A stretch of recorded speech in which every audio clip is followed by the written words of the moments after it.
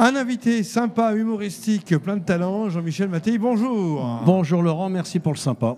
Ouais, pour le talent, non. Bon alors, Jean-Michel, qu'est-ce que tu deviens? Tu nous as fait plein d'imitations, tu nous as fait plein de sketchs. Alors, là, tu renouvelles un peu ton one-man show. Tout à fait, c'est un nouveau one-man show. Puis tu fais bien de préciser imitation, parce que beaucoup de gens ignorent encore que je fais des imitations. Allez, montre-nous que tu sais le faire. Un petit coup de Jonas. Tiens, Jonas, c'est « On allait au bord de la mer, on regarde passer le... » T'as le lac juste derrière toi, hein, t'as pas vu? J'ai la quoi? Le lac. Ah, j'ai le lac en plus. C'est notre déco. On allait au bord du lac, il faut que je modifie les paroles. Bon. Mais encore, à part Jonas. Aznavour, par exemple. Hier encore, j'avais 20 ans, je caressais le temps et jouais de la vie. Comme on joue de l'amour et je passais mes nuits. Après, il faut venir au spectacle. Ouais, et dans les voix d'aujourd'hui? Les voix d'aujourd'hui. Alors, je fais des nouveaux chanteurs, mais ça, je fais sur scène. Ah, d'accord. Il faut que je paye, là? Faut que je paye? Non, parce qu'il faut que j'ai la musique. Je te donne 100 balles avec tout. Claudio Capéo, puis le problème, Laurent, c'est que les nouveaux chanteurs, les gens, ils tiltent pas tout de suite. Ah ouais. Qu'un Jonas ou Aznavour, on l'a tous dans la tête. Quoi. Ah oui, ça joue énormément. Ah bien sûr. Là, ça joue énormément. Là, comment il s'appelle? Il y en a un que je voulais faire. Et puis je me dis, mais les gens, il y a plein de gens qui ne le connaissent pas, il y en a plein qui le connaissent, puis d'autres qui ne le connaissent pas. Donc c'est compliqué. Quoi. Les nouveaux chanteurs, c'est compliqué.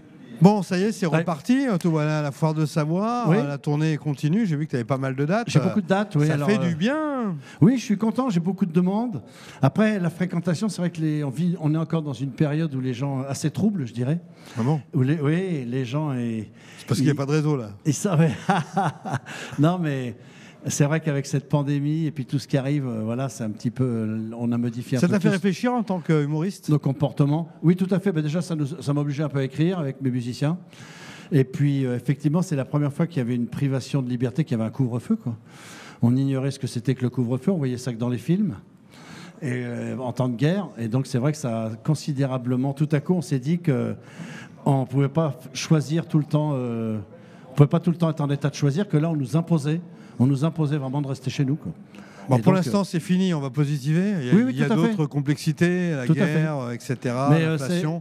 Est-ce que ce sont des sujets que tu oses traiter dans ton nouveau One Man Show? Alors oui, tout à fait. Par contre, pour terminer avec la pandémie, moi, la vraie question que je me suis posée, c'est de quoi est-ce que j'ai vraiment besoin pour être heureux? De quoi est-ce qu'on a vraiment besoin pour être heureux? Ta do list? C'est de peu de choses, en fait. Un toit, manger. Dormir. Non, mais je veux dire, tout à coup, c'est les choses essentielles qui réapparaissaient. De quoi est-ce que j'ai vraiment besoin pour être heureux? J'ai pas besoin d'aller acheter constamment des chaussures, des costumes, des voitures. Tu vois ce que je veux dire? On va peut-être un peu repartir dans la consommation. Hein. Moi, j'ai beaucoup entendu, enfin, on va pas parler de ça tout le long de cette interview. Il y a l'avant et l'après Covid. Mais en fait, l'après Covid, c'est reparti comme en 14. Je pense, comme en 14. Je préférais comme en 18, mais, au moins on savait qu'on avait gagné. Là, on a un humour qui glisse. Je voudrais pas dire, mais on va se faire lyncher sur les réseaux. Non, mais moi, je traite beaucoup de sujets d'actualité dans mon nouveau spectacle. Beaucoup de parodies sur le Covid qu'on a vécu et tout ça. Par exemple, je pense que les Français, on ne s'est jamais aussi souvent lavé les mains que pendant cette période, surtout après avoir été aux toilettes. Donc là, j'ai des parodies qui parlent de ça.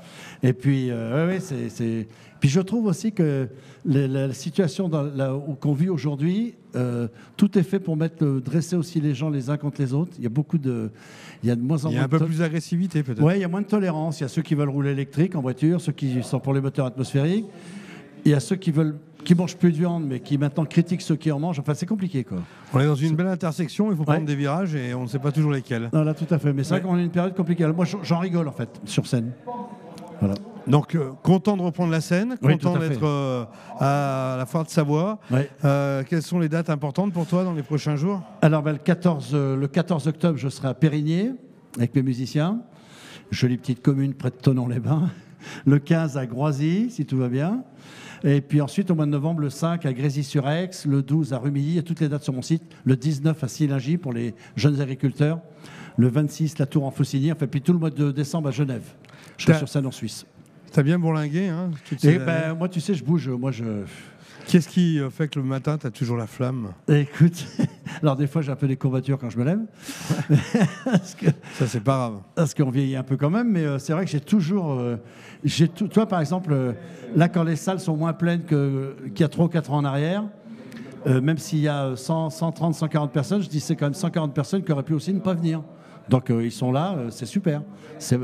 Oui, c'est comme ça. Donc je suis toujours positif. Moi. La bouteille d'eau est toujours à moitié pleine. Transmettre de la bonne énergie, c'est un peu important. Ton rôle. Oui, c'est important d'être sur scène. Oui, c'est ça en fait. C'est vraiment une histoire de... Comme quand je faisais du sport de compétition, c'est une histoire d'énergie. Tu rentres, tu as la boule et il faut y aller. C'est vraiment c'est excitant. Ouais. Et les gens qui me disent bon courage, en fait, c'est quand même du plaisir. C'est surtout du plaisir. Merci Jean-Michel Mattei pour ce témoignage sur Savoie News. À bientôt. C'est un plaisir de venir ici. Merci.